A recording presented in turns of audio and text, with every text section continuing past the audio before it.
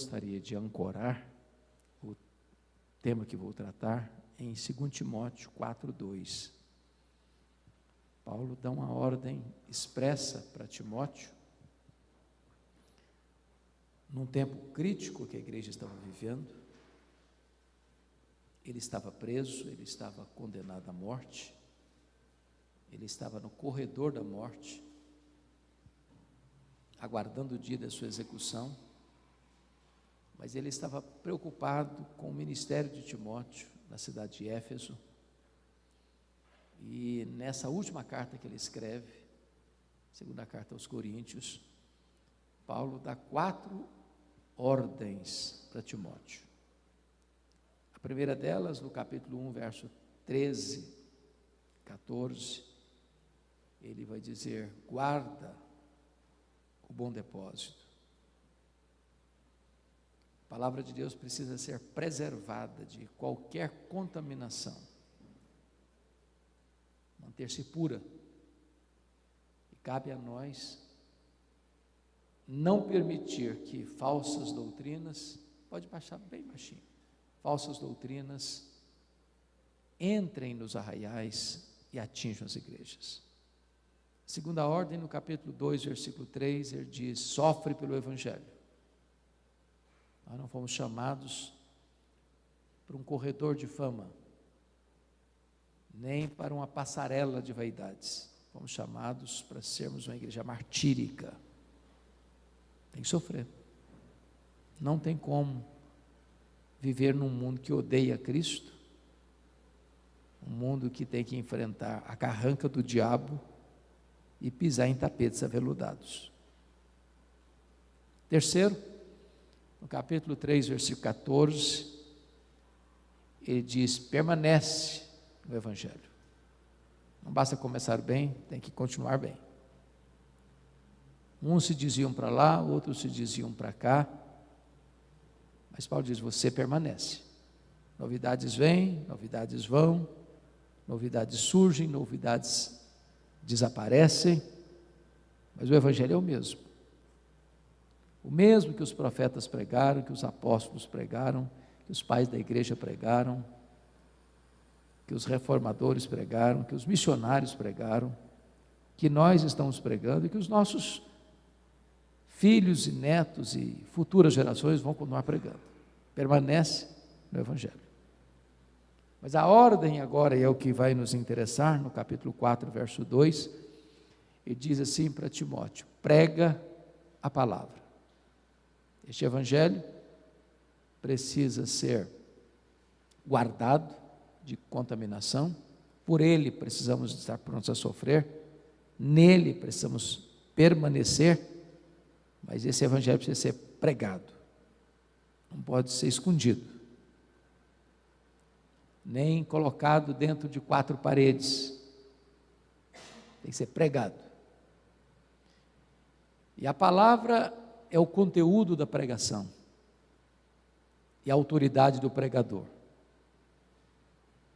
Você não cria mensagem, você entrega a mensagem. Você não é a origem da mensagem, você é servo da mensagem. Você prega não as suas ideias, você prega a palavra. Entender isso é o beabá, mas é a essência. Você não foi chamado para criar uma mensagem, você foi chamado para pregar a mensagem, que é a palavra. É claro que nesse contexto da pregação, todos nós ansiamos e desejamos, como o pastor disse, avançar no reino de Deus, preparar evangelistas para o reino de Deus, para levar essa palavra, para que pessoas sejam convertidas, para que a igreja cresça. E o afã do crescimento da igreja é legítimo. Acho que nenhum evangelista, nenhum pastor, nenhum obreiro descuida desse tema. Eu quero ver a igreja crescer, você quer ver a igreja crescer. A pergunta é: a que custo? A que preço? Então, nesse afã de buscar o crescimento pela pregação, porque a fé vem pelo ouvir e ouvir a palavra de Deus, não há crescimento de igreja sem pregação. Há dois perigos a serem evitados. O primeiro deles eu chamo de idolatração dos números, ou numerolatria. É quando a pessoa quer crescer de qualquer jeito. O que importa é ter muita gente, templos abarrotados, multidões chegando. Se as multidões vierem e a igreja ficar de fato repleta pela motivação certa, o evangelho, glória a Deus. Mas mudar a mensagem, torná-la mais palatável, mais ao gosto da freguesia, como isca de efeito Ibope, você decide o que você quer para encher a igreja, esse não é o projeto de Deus. Jesus não quer admiradores, Jesus não precisa de fãs, Jesus quer discípulos. O contraponto e o outro perigo é o que eu chamaria de numerofobia. É a pessoa que tenta tapar o sol com a peneira e diz, não, a igreja não vai crescer, vamos ser sempre pequenos mesmo. Então nós não procuramos quantidade, nós procuramos qualidade. Nós não ganhamos ninguém, mas também não perdemos ninguém.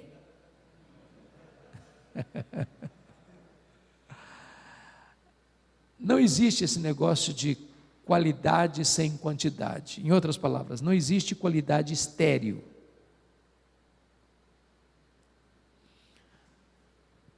Rick Warren escreveu um livro chamado A Igreja com Propósito, e nesse livro dele, que é muito conhecido, ele faz uma colocação interessante. Ele diz assim, pergunta errada, o que eu devo fazer para a igreja crescer? Pergunta certa, o que está impedindo a igreja de crescer? Se a igreja é um organismo vivo, e ela é para você crescer. Se a igreja não está crescendo, é porque ela está doente. E nós temos que identificar e diagnosticar quais são essas doenças. É por isso que eu creio que a pregação, sobretudo a pregação expositiva, que eu vou tratar um pouco mais, é tão importante. É tão importante. Porque quando a igreja está comprometida com a pregação expositiva, e o pastor, o pregador, está comprometido com a pregação expositiva, a igreja acostuma-se a isso, e ela não aceita mais outro tipo de cardápio. Você quer comida, você quer pão, você quer alimento. E você não aceita alimento de qualidade ruim, você quer alimento bom. Por isso a ordem é prega a palavra. Deus não tem nenhum compromisso com a palavra do pregador. Deus tem compromisso com a sua palavra. A promessa de que não volta vazia não é a palavra do pregador, é a palavra de Deus. Mas isso deve nos levar a um senso de reverência, porque quando um pregador abre a Bíblia, lê a Bíblia e prega a Bíblia, é o próprio Deus que está falando. É a própria voz de Deus que o povo está ouvindo. Penso que se nós tivéssemos uma espécie de reavivamento nos púlpitos, e uma volta à supremacia das Escrituras e à primazia da pregação, nós combateríamos 4 erros graves que assolam a igreja mundo afora. Primeiro problema que devastou a igreja no século XIX, no século XX, século XXI, chamado de liberalismo teológico. O que é o liberalismo teológico? É fruto da racionalização do racionalismo francês. Qual é a máxima do racionalismo francês?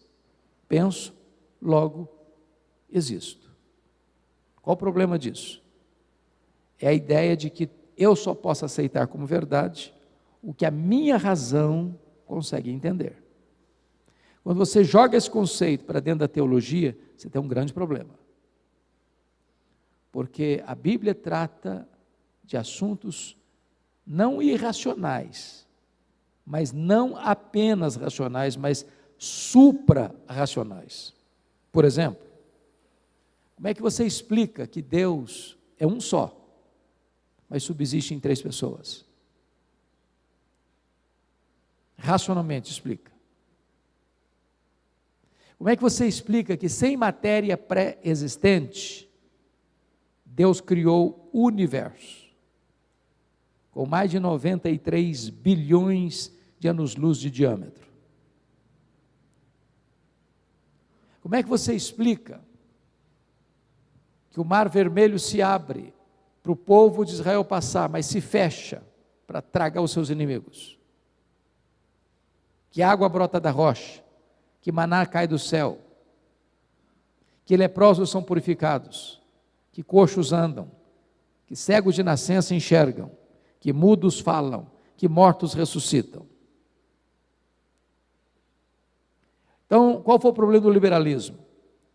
É que, em vez de ele fazer uma leitura gramático-histórica do texto bíblico, ele foi fazer uma leitura crítico-literária. Diz, não, mas isso aqui não é bem assim, não. Esse relato aí de Gênesis 1, 2 e 3, isso é fictício, isso é lendário, isso é um mito. Adão e Eva nunca existiram. Então, tire isso da Bíblia. Bom, Jó foi uma novela, Esther foi apenas um conto. Os milagres não existiram, foram mitos.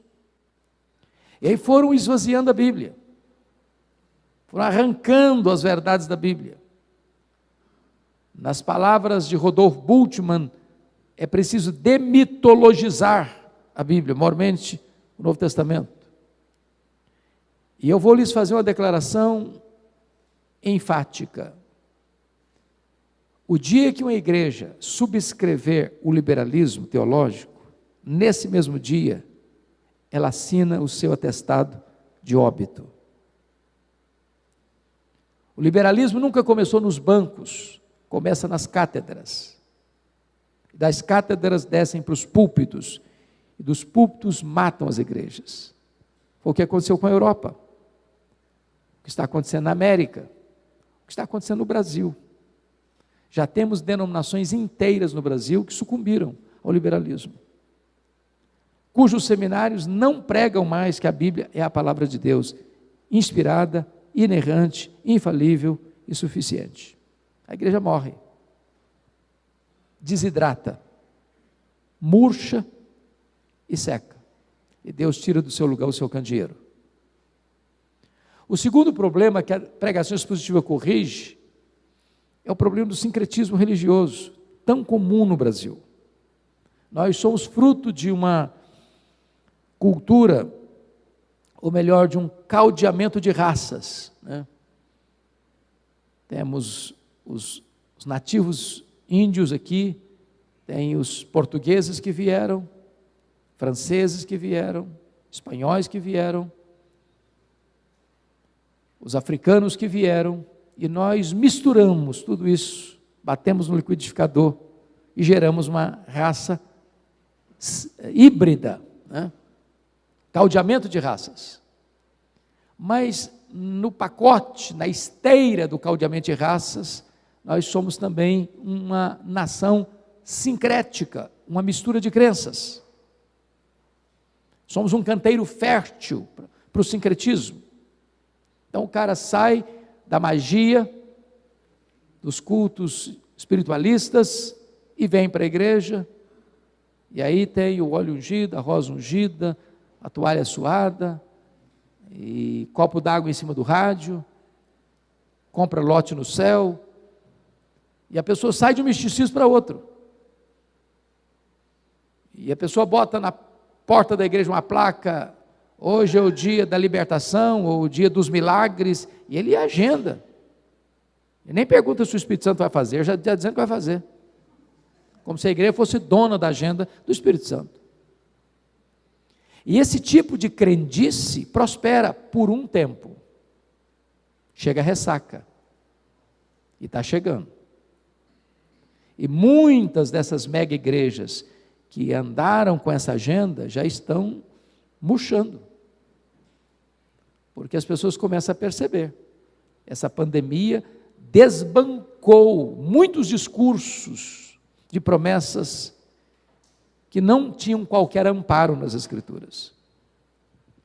Mas, em terceiro lugar, a pregação expositiva corrige um problema sério da chamada ortodoxia morta, ossificada.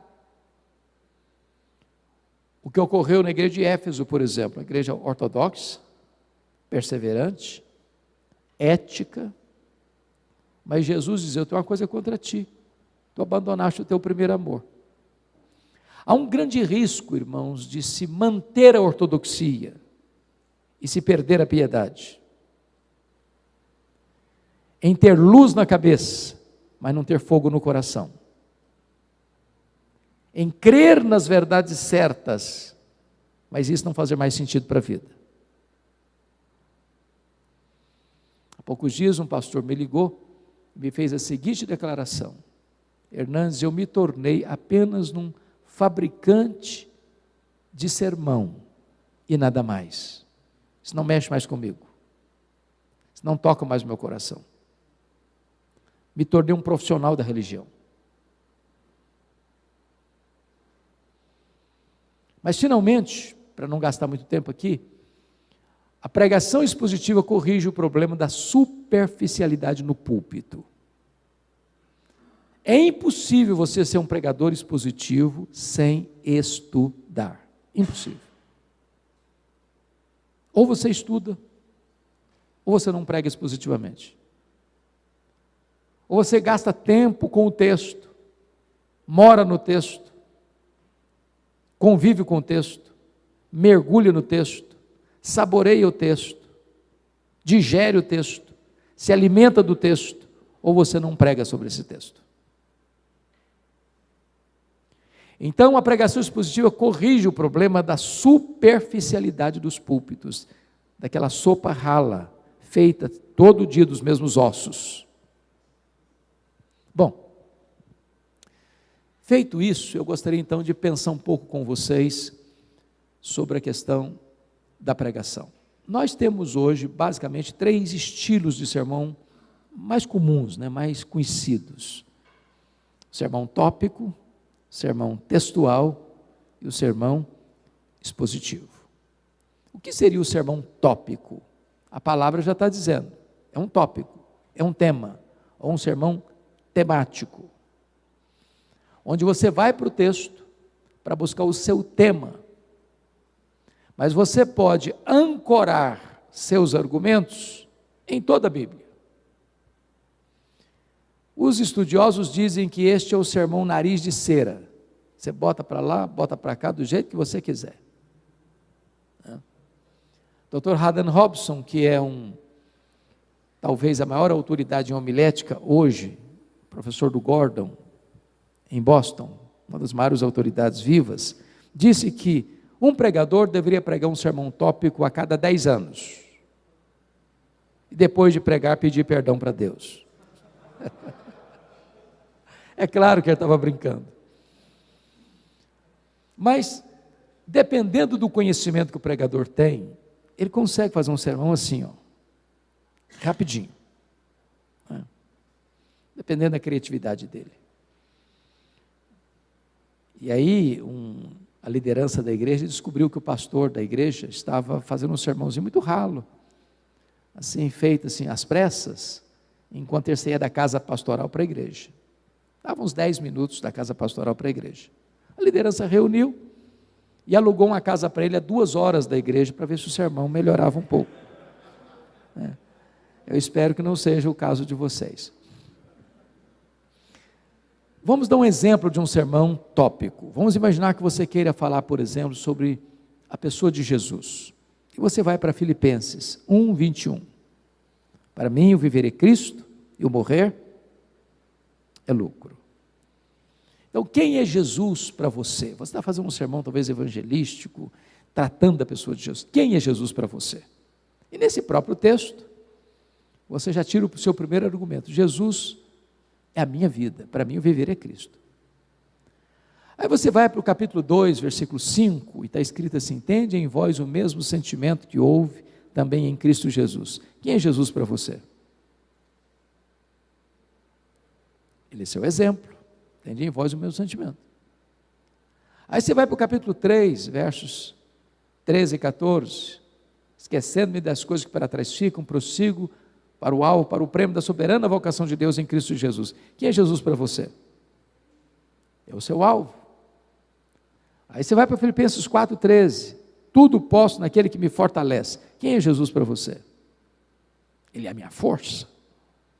Então Jesus é a minha vida, é meu exemplo, é meu alvo, é a minha força. Está aí o sermão. Isso é um sermão tópico. A pergunta é, quando Paulo escreveu esse texto, é nisso que ele estava pensando?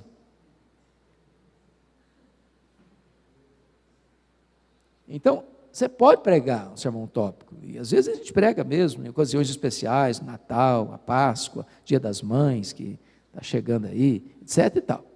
Mas penso que não é a melhor abordagem para a igreja, no dia a dia. O segundo estilo de sermão que mais conhecemos é o sermão textual. Sermão textual. Sermão textual, segundo Blackwood, você pode usar no máximo 3 versículos. O príncipe dos pregadores do século XIX, Charles Haddon Spurgeon, era um pregador textual. Mais de 70% dos sermões de Spurgeon eram textuais. Eu tenho a coletânea dele de sermões. Via de regra, ele usava um versículo. Às vezes, parte de um versículo. Às vezes, uma palavra do versículo. Mas, ao mesmo tempo, expositivo, porque ele não lia o texto, ia embora do texto e nunca mais voltava no texto. Ele expunha o texto. O que é um sermão textual? É aquele sermão onde você vai num capítulo, mas você não vai expor o capítulo todo. Você tira do capítulo um versículo, no máximo 3, põe uma lupa em cima dele e se concentra nele para tirar dali o seu tema e as suas divisões. O tema é o sermão resumido, condensado. O sermão é o tema desenvolvido. Então, é necessário conectar o tema com as divisões. Então, vamos ilustrar o que seria um sermão textual. Imagine que o coral da igreja convide você para dar uma palestra sobre música. E você vai para o Salmo 40, versículo 3. O que é que está escrito lá? E me pôs nos lábios um novo cântico, um hino de louvor ao nosso Deus. Muitos verão essas coisas, temerão e confiarão no Senhor. Bom, esse texto está tratando de quê? De música. Então, você vai tirar daí o seu tema e as suas divisões. Isso é um sermão textual. Então você pode dizer assim, as excelências da música que agrada a Deus, ou os predicados da música que agrada a Deus. Primeiro, a origem desta música. E me pôs nos lábios. Essa música vem de cima, vem de Deus. Segundo, a natureza dessa música. E me pôs nos lábios um novo cântico, ele é um novo cântico. Não novo de edição, mas novo de natureza. Terceiro, o propósito desta música, um hino de louvor ao nosso Deus. Ou seja, ela vem de Deus e ela volta para Deus. Ela não é para entreter, nem para agradar. Gosto e preferências. Quarto lugar, o resultado desta música. Muitos verão essas coisas, temerão e confiarão no Senhor. Então você extrai de um único versículo o seu tema e as suas divisões. A origem da música, a natureza da música, o propósito da música e o resultado da música. O que é que você tem? Sermão textual.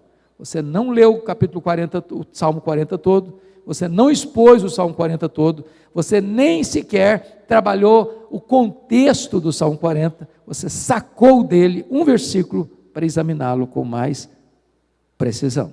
Isso é um sermão textual. Vamos ao sermão expositivo. Qual é a base do sermão expositivo? Sermão expositivo é quando você lê um parágrafo, ou um capítulo, e você vai expor esse texto à luz do seu contexto gramático, histórico, tirando dele o seu tema e as suas divisões, tendo como pergunta essencial o que o autor queria dizer quando escreveu esse texto. Qual é a grande ideia desse texto? Qual o propósito desse texto? Quando o autor, inspirado pelo Espírito Santo, escreveu isso aqui, o que na verdade ele estava dizendo? Capturar isso é a essência da pregação.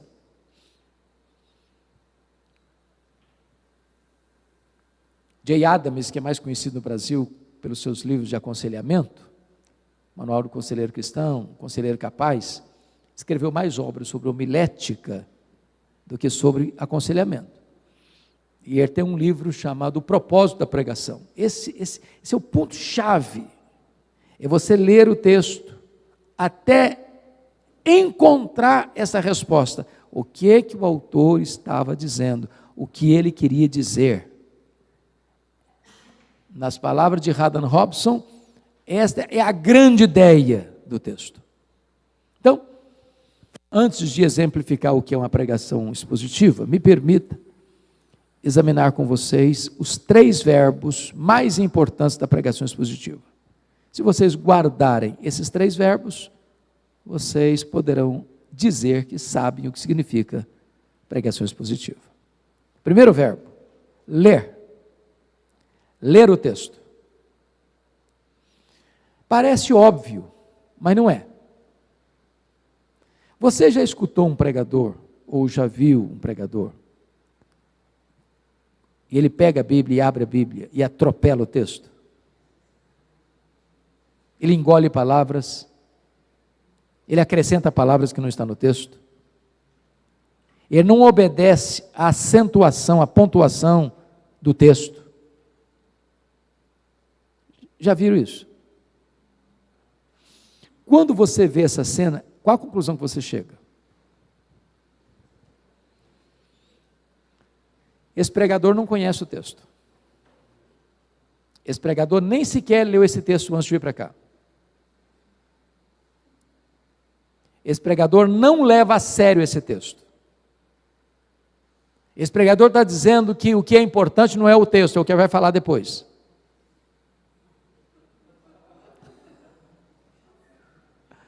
Então, você perde ou ganha o seu auditório na leitura do texto.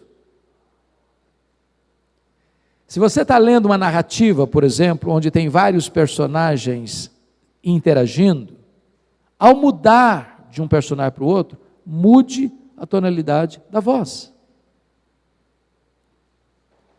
Se o texto diz, respondeu em alta voz, aí você fala, respondeu em alta voz. Funciona. Leia o texto 5, 10 vezes. Deixa o texto entrar em você. Se o texto for menor, se possível, memorize o texto. Ler o texto. Ler o texto. Leia em voz alta. Leia para você mesmo ouvir. Veja se está fazendo sentido para os seus ouvidos a leitura que você está fazendo. Tem hora que a pessoa escreve um texto, dá para você ler, você não entende nada. Aí você diz, você também não leu esse texto, tem certeza? Vocês professores aí já fizeram isso, já viram isso? Às vezes o aluno entrega o texto sem fazer ele mesmo a revisão. E aí se ele for ler o texto, ele não vai entender o texto que ele escreveu. Então, leia em voz alta o que você escreveu. Fez sentido? Mas siga a pontuação que você deu. A leitura é para que você mergulhe no texto. Segundo verbo, é explicar o texto. João Calvino dizia que pregação é explicação da Escritura. Se você não explicou o texto, você não pregou. É por isso que é necessário perguntar o que o autor estava dizendo. E nós temos uma palavra técnica para isso, né, que é a palavra exegese. Essa é uma palavra grega, que traz a ideia de tirar, extrair o que está lá. Então você vai para o texto e tira do texto o que está no texto. O contrário de exegese é eisegese. Não é a preposição ex, mas é a preposição eis. E se ex é extrair, eis é introduzir. A exegese é quando eu vou para o texto, impondo ao texto os meus pressupostos, as minhas ideias, os meus achismos. Não, a pregação não é aquilo que eu acho, é aquilo que a Bíblia diz. A Bíblia diz. Então é preciso examinar o texto. Aí você diz, bom pastor, mas eu não fiz nem grego nem hebraico, o que eu faço? 98% dos pregadores não fizeram nem grego nem hebraico. Mas tem ferramentas.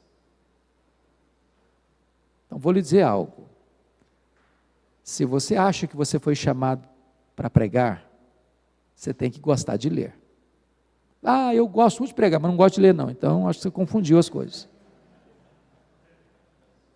Porque só ensina quem aprende. O que é que Paulo dizia? Eu recebi o que eu estou passando para vocês. Eu estou passando para vocês o que eu recebi. No dia que você cessar de aprender, você cessa de ensinar. Eu vou dizer para vocês que eu era um seminarista muito pobre, nos idos de 78 e 81. Quando eu digo pobre, eu quero dizer o seguinte, nos 4 anos que eu passei no seminário de Campinas, a 200 metros ficava uma pizzaria, chamava Timbó. Eu passei os 4 anos com vontade de comer uma pizza, eu nunca fui lá, exceto na formatura, que fizemos uma vaquinha, e a turma toda foi. Eu não tinha dinheiro para ir de ônibus circular no centro da cidade, ia a pé. E não ia com a carinha triste não, feliz da vida. Feliz da vida. Mas todo centavo que caía na minha mão, era para comprar livro. Já passei 8 anos sem comprar uma camisa. Nunca passei sem comprar livro. Não é que você está fazendo uma poupança, depois você vai vender esses livros para um preço maior, não. Vende não. Esquece isso. Pode esquecer.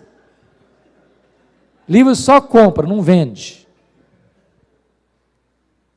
Você vai dar depois, você vai distribuir depois, vai fazer uma vaquinha depois. Agora, também não é para comprar livro para enfeitar a biblioteca, porque isso não resolve nada também. Tem que ler. Porque você só dá o que você recebe. Se você se alimenta de leite magro, você não vai destilar leite gordo. Então estude. Estude muito. Estude a ponto da exaustão. O que é que Paulo ensinou lá? São dignos de redobrados honorários os presbíteros, ele está falando dos pastores, que fazem o quê? Que se afadigam na palavra. Já estudou a ponto de ficar afadigado? Você coça os olhos assim, fala, tem que estudar mais. Se olha no relógio, são meia-noite, estuda mais.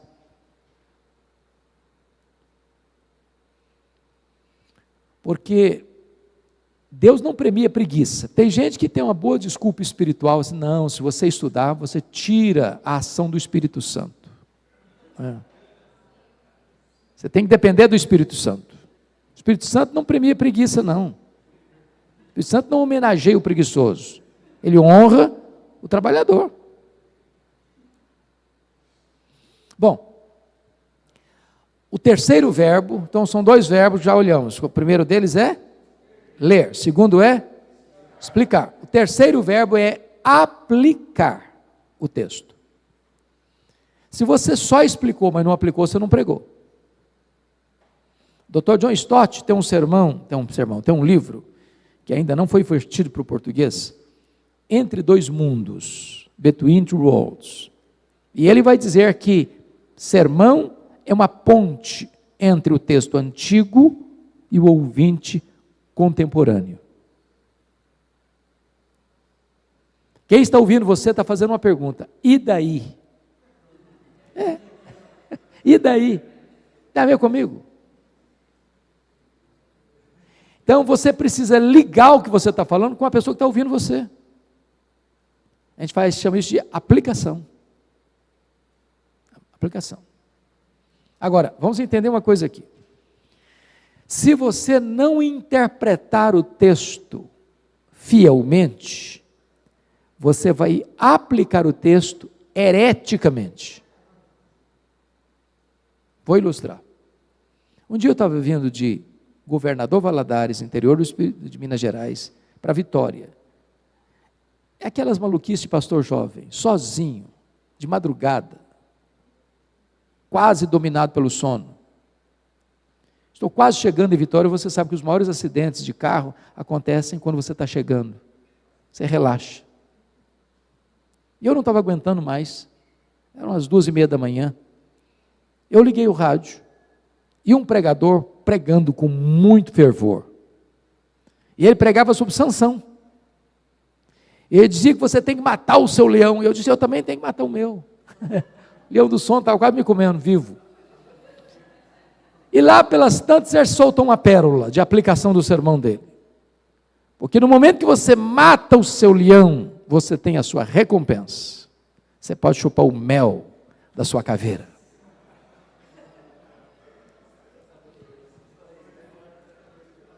Qual o problema desse pregador? Ele não entendeu o texto. Ele não interpretou o texto. Quando Sansão enfiou a mão na carcaça do leão morto, ele estava quebrando um voto de nazereado. Ele não podia tocar em cadáver. Aquilo não era bênção, aquilo era maldição. Então ele está dizendo que uma maldição vai ser bênção. Porque não interpretou corretamente, aplicou hereticamente. Daí a necessidade de sermos fiéis na interpretação do texto. Isso é uma exegese, né? Pois bem, me permita ilustrar um sermão expositivo. Eu preguei há 2 domingos lá em Pinheiros. Aliás, esse esboço nem é meu. Deixa eu contar a história desse esboço, porque eu achei muito engraçado. Eu era seminarista. Seminarista, você sabe que é curioso, crítico, né? Seminarista tem a sensação de que é um concorrente com Charles Haddon Spurgeon, essas coisas todas. Né? Seminarista sabe tudo, é um teólogo consumado. E aí eu fui ouvir um pregador, e o pregador fez um sermão sobre o filho pródigo que eu fiquei impressionado. Uma beleza da divisão homilética dele. Então eu disse que o pródigo passou por 4 fases na vida. Primeira fase, ele era feliz inconscientemente na casa do pai. Segunda fase, ele era infeliz inconscientemente no país distante.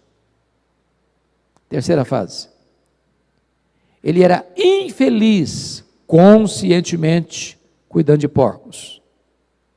Quarta fase, ele era feliz conscientemente de volta na casa do pai. Eu falei, esse cara é brilhante. Passaram uns 15 anos, eu estou fazendo uma visita numa ovelha, e tinha um livro de história bonito, assim, com muitas gravuras, uma mesa, que é as mesas assim, chique da sala, você pega o livro só para ver fotografia, e aí eu estou folheando, aí tinha lá a história de um pregador famoso, do século XVII, e o cara fazendo a exposição da parábola do filho pródigo. Feliz inconscientemente na casa do pai. Feliz, infeliz inconscientemente no país distante. Todo mundo monta. Você precisa escolher um cavalo bom, um cavalo tropitão não vale a pena montar, mas um cavalo bom pode montar. Original só Deus o é. Eu acabei com isso, sabe? Se eu encontrar um esboço melhor que o meu, eu abraço na hora. Problema sem drama de consciência.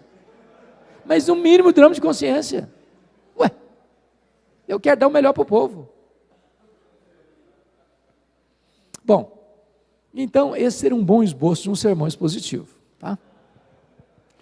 Deixa eu pensar com vocês, por que muita gente não prega expositivamente? Bom, primeiramente, porque não aprendeu. Quando eu fiz seminário, há 40 anos, quando alguém ousava pregar um sermão expositivo, era criticado. Muito criticado. Isso é estudo bíblico, isso não é prego, isso não é sermão. Né? Ari Veloso, pastor batista, da Igreja Batista de Morumbi, foi um dos pioneiros no Brasil a falar sobre isso. Ninguém falava sobre isso, não se escutava, não tinha livro em português sobre esse assunto. Né? Então você só pode ensinar o que você aprendeu. Por que as pessoas não pregam expositivamente? Segundo, porque tem uma sofrível biblioteca pessoal. Eu gosto de visitar os colegas Brasil afora aí, e sempre vou ao gabinete pastoral visitar a biblioteca. Tem hora que eu chego, pastor, eu fico olhando assim, alguns poucos livros amarelos, já encardidos. E eu fico pensando, meu Deus, ou esse cara é um fenômeno, ou ele está dando uma sopa rala para o povo. Porque ninguém é tão sábio que consiga aprender tudo sozinho. Eu sei tudo, eu sou a origem do meu próprio saber. Não, você tem que subir nos ombros dos gigantes para ter a visão do farol alto. Tem que estudar. Então faça-me o favor de comprar livros.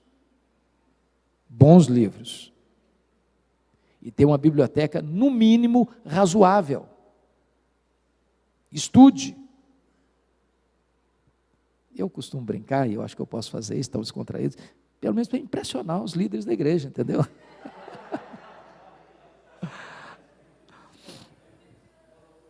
Preciso estudar. Deixa eu dizer outra coisa, se eu estou falando para alguns líderes de igreja aqui, eu não sei, eu estou muito a cavalheiro porque eu não conheço todos vocês. Se eu estou falando para algum líder de igreja, dê uma olhadinha lá, se não seria prudente botar uma verba mensal para o seu pastor comprar bons livros. Agora, se o sermão não melhorar, corta a verba também.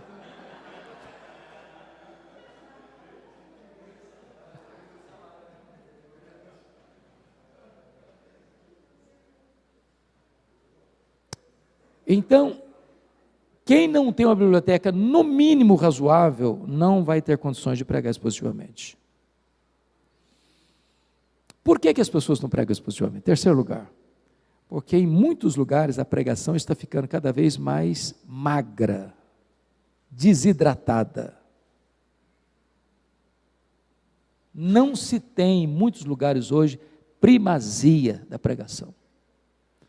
Eu tenho experimentado coisas inusitadas, às vezes me convidam para pregar, Brasil afora e mundo afora aí, e às vezes paga passagem cara, aí chega lá, o pau rola, música daqui, quarteto dali, coral de lá, solo de lá, e música, e mais música, e o tempo está passando, e o povo já está incomodado, aí o pastor dá uma batida no joelho assim, dá para pregar 15 minutos? Falei, dá para pregar até 5, dá até para não pregar, ué, você que me chamou, ué, quem manda aqui é você, sou eu não.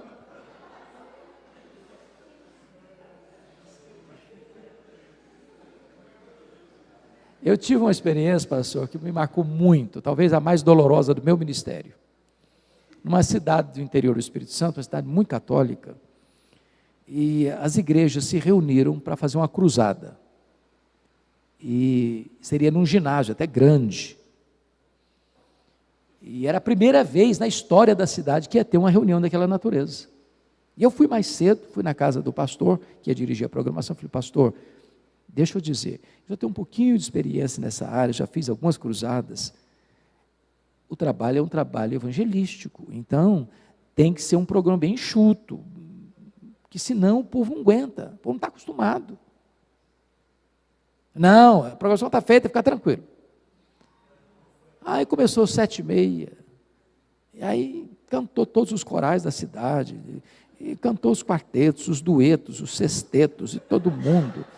E aí deu 7h30, 8h30, 9h, eu já estava revirando na cadeira, olhava, tinha gente indo embora, e nada de passar a palavra para o pregador. Eu estava lá já saindo daquela unção que o pregador tem.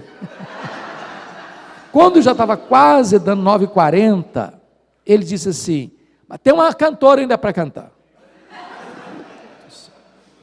Quando a cantora pegou o microfone, ela disse o seguinte, vocês demoraram a me dar a palavra, eu vou cantar 20 minutos, e cantou 20 minutos. Quando eu fui pregar, era 10h da noite. Mais da metade do auditório já tinha ido embora. Numa cruzada evangelística. Agora, imagine você, aquele sentimento assim, de unção do pregador, entendeu? Então, priorize a palavra. Priorize a palavra. Tem gente, não, o mundo mudou, pastor. O mundo hoje é o mundo colorido, da televisão, da internet, da tal. Ninguém aguenta um sermão de 40 minutos, não aguenta se for um sermão ruim. Se o sermão for bom, a pessoa aguenta sim. Então, se esmere. Bom, deixa eu concluir. Quais seriam as vantagens de você pregar expositivamente?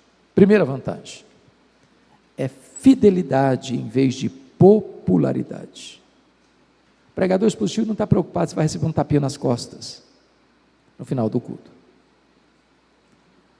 O eixo, o cerne desta mensagem é: assim diz o Senhor.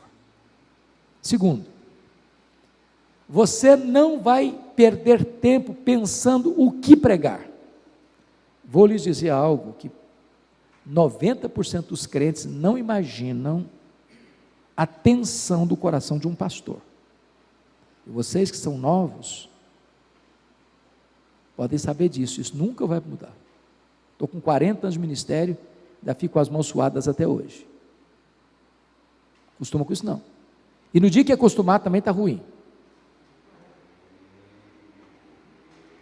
Então, quando o pastor volta para casa domingo à noite, ele já está pensando, meu Deus, o que é que eu vou pregar na quarta, o que eu vou pregar no domingo de manhã, o que eu vou pregar domingo à noite. Lá em Pinheiros, nós temos 6 pregações no domingo. 5 cultos e uma escola dominical, que é um sermão. E não pode repetir sermão. Então, imagine você o drama, às vezes, do coração do pastor. Agora, se você está pregando expositivamente, você não vai gastar tempo pensando no que pregar. Você vai gastar esse tempo preparando o que pregar.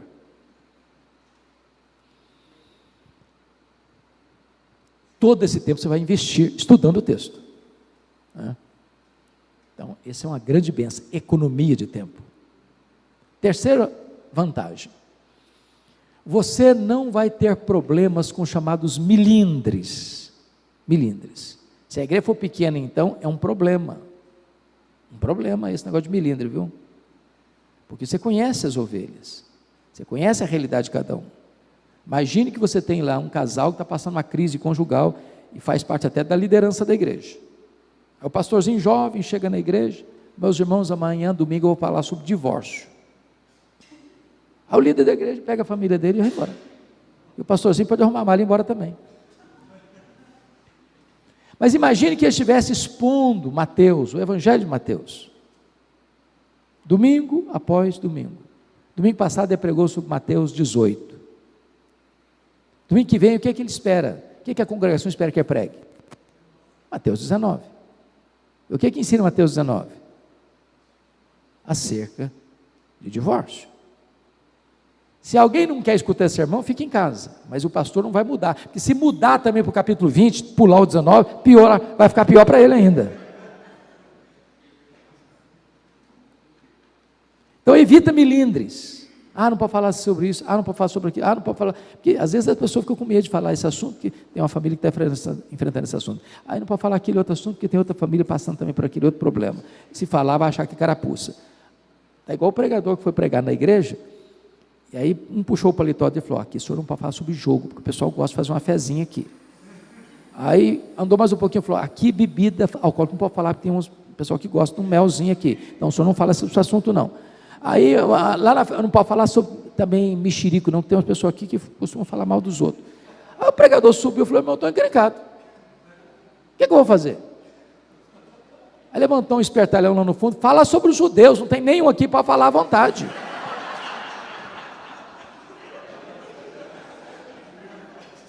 Então não pode ter milindre, o sermão positivo foge dos milindres. Mas permita encerrar agora com o último ponto. Você tem o privilégio de pregar sobre todo o conselho de Deus. Se você for um pregador apenas tópico, você vai pegar aqueles textos mais palatáveis, mas vai pular alguns textos complicados. Eu fui perceber que se eu não pregasse livro por livro da Bíblia, alguns textos eu jamais pregaria na vida.